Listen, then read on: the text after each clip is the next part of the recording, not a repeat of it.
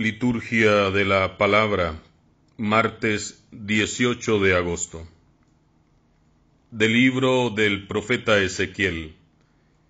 En aquellos días el Señor me habló y me dijo: Hijo de hombre, dile al príncipe de Tiro: el Señor Dios dice esto: tu corazón se ha ensoberbecido y has dicho: soy Dios, estoy sentado en el trono de Dios, en medio de los mares. Pero eres hombre y no Dios, y te crees tan sabio como Dios. Pretendes ser más inteligente que Daniel y conocer todos los secretos. Con tu sabiduría y habilidad te has hecho rico, has amontonado oro y plata en tus tesoros. Con astucia de comerciante has aumentado tus riquezas y te has ensoberbecido por tu fortuna. Por eso dice el Señor: porque te has creído tan sabio como Dios, por eso mandaré contra ti a los más feroces de los pueblos extranjeros, que desenvainarán su espada contra tu esplendor y tu sabiduría, y acabarán con tu grandeza. Ellos te matarán, y el mar será tu sepultura. Ante la mano misma de tus verdugos te atreverás a afirmar todavía que eres Dios, cuando no eres más que un hombre. Morirás como un pagano a manos de extranjeros, porque así lo digo yo, el Señor Dios. Palabra de Dios. Al salmo respondemos: el Señor da la muerte y la vida. El Señor pensó: voy a dispensarlos y a borrar su memoria entre los hombres, pero no, porque temo la presunción del enemigo y la mala interpretación del adversario. El Señor da la muerte y la vida. Pues dirán el enemigo que su mano había vencido, y que no era el Señor el que lo había hecho, porque son una nación que ha perdido el juicio. El Señor da la muerte y la vida. ¿Cómo puede uno perseguir a 1000 y 2000, poner en fuga a 10,000? ¿No es porque su Dios los ha vendido, porque el Señor los ha entregado? El Señor da la muerte y la vida. El día de su destrucción se acerca y su suerte se apresura, porque el Señor defenderá a su pueblo y tendrá compasión de sus siervos. El Señor da la muerte y la vida. Proclamación del Santo Evangelio de Jesucristo según San Mateo. En aquel tiempo Jesús dijo a sus discípulos: yo les aseguro que un rico difícilmente entrará en el reino de los cielos. Se lo repito, es más fácil que un camello pase por el ojo de una aguja que un rico entre en el reino de los cielos. Al oír esto, los discípulos se quedaron asombrados y exclamaron: entonces, ¿quién podrá salvarse? Pero Jesús, mirándolos fijamente, les respondió: para los hombres eso es imposible, mas para Dios todo es posible. Entonces Pedro, tomando la palabra, le dijo a Jesús: Señor, nosotros lo hemos dejado todo, y te hemos seguido. ¿Qué nos va a tocar? Jesús les dijo: yo les aseguro que en la vida nueva, cuando el Hijo del Hombre se siente en su trono de gloria, ustedes, los que me han seguido, se sentarán también en 12 tronos para juzgar a las 12 tribus de Israel. Y todo aquel que por mí haya dejado casa, o hermanos o hermanas, o padre o madre, o esposa o hijos, o propiedades, recibirá 100 veces más y heredará la vida eterna. Y muchos primeros serán últimos, y muchos últimos primeros. Palabra del Señor.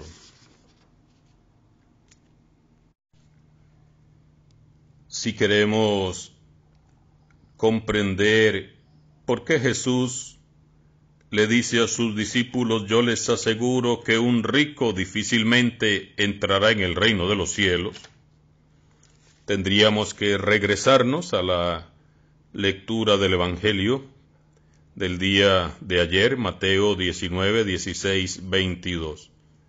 Recordemos que un joven rico se acerca a Jesús para preguntarle qué tiene que hacer para alcanzar vida eterna, y al final de todo el diálogo y conversación que ya meditamos, por supuesto, el día de ayer, Jesús le terminaba invitando a este joven con estas palabras: si quieres ser perfecto, ve a vender todo lo que tienes, dale el dinero a los pobres y tendrás un tesoro en el cielo.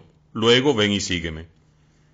Y recordemos que este joven, al oír estas palabras, se fue entristecido porque era muy rico.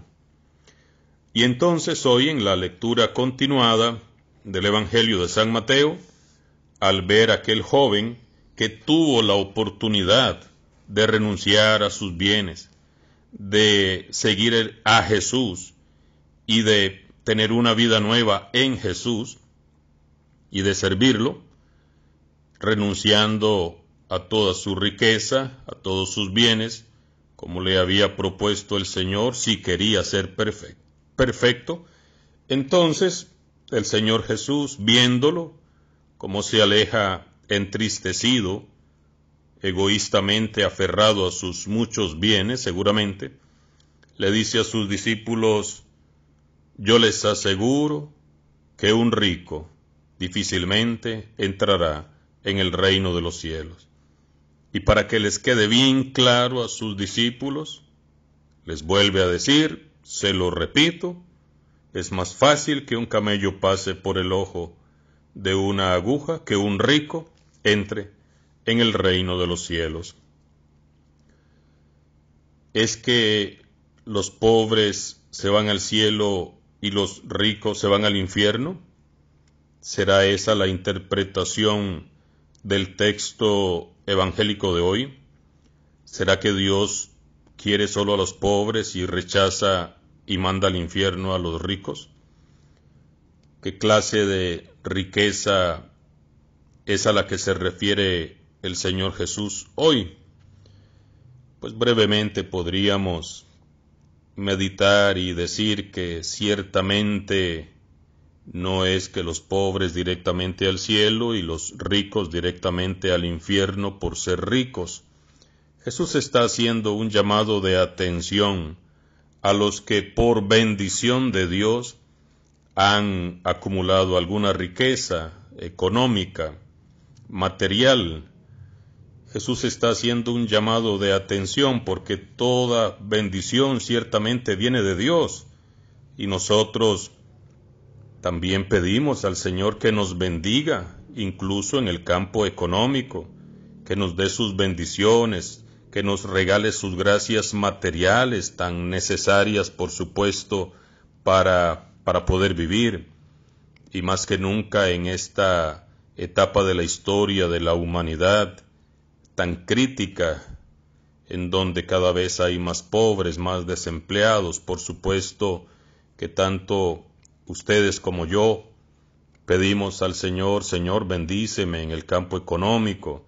Tenemos que pagar la luz, el agua, alimentarnos y tantas necesidades que hay. Por supuesto que necesitamos los bienes materiales y se los pedimos al Señor con fe y esperamos, por supuesto, que Él nos conceda esos bienes que necesitamos. Entonces, ¿el problema en qué consiste? El problema consiste en el egoísmo, en el no compartir, en el acaparar. Sabemos que la riqueza del planeta está en muy pocas manos y que si todos estos hombres y mujeres millonarios del planeta compartieran su riqueza, no habría pobreza, no habría gente muriéndose de hambre. Ciertamente estamos preocupados y muchos asustados por las muertes de coronavirus, pero sabemos que son más los niños y hombres y mujeres que mueren de hambre en continentes como África, y esas cifras son mucho mayores que los que se están muriendo en este momento por coronavirus. El egoísmo mata. La falta de compartir los bienes mata a los más necesitados. Entonces no es necesariamente que los ricos al infierno y los pobres al cielo, porque también hay ricos muy generosos, hay ricos desprendidos de sus bienes y que la bendición en riqueza material y económica que han recibido la comparten con alegría, con gozo, con los más pobres y necesitados. Y también hay pobres egoístas, hay pobres con corazón de rico. Por eso la meditación de la palabra de Dios va en esta línea. Jesús se lamenta de que este joven, que pudo haber sido un buen discípulo, se hubiera apegado a los bienes materiales que venían de Dios y que no haya sabido desprenderse. Por eso yo les aseguro que un rico difícilmente entrará en el reino de los cielos si no es desprendido, si no quita de la riqueza su corazón. Los discípulos se asombran y exclaman entonces: ¿quién podrá salvarse? Una pregunta interesante, no solamente en la línea de quién se va a salvar si no deja todo o si no vende todo. ¿Quién podrá salvarse? ¿Estaremos nosotros en esa lista? Por supuesto, Jesús nos ha salvado a todos en su infinita misericordia muriendo en una cruz. Pero el asunto es, ¿qué estoy haciendo yo con esa salvación que Él me ha alcanzado? ¿Cómo estoy viviendo? Jesús, mirándolos fijamente, les dice: para los hombres eso es imposible, para Dios todo es posible. Es decir, hay esperanza. Dios siempre encontrará la forma de que todos se salven. Dios siempre hallará la manera de que un rico pueda salvarse, de que un rico deje su egoísmo, de que los poderosos de este mundo se conviertan. Para Dios nada hay imposible. Todos tenemos esperanza de salvación. Pedro vuelve a tomar la palabra y le dice: Señor, nosotros lo hemos dejado todo y te hemos seguido. ¿Qué nos va a tocar? Ciertamente vemos el interés del seguimiento de Pedro. Señor, aquí estamos, lo hemos dejado todo, familia, hijos, hemos dejado esposas, hemos dejado trabajo. ¿Qué nos va a tocar?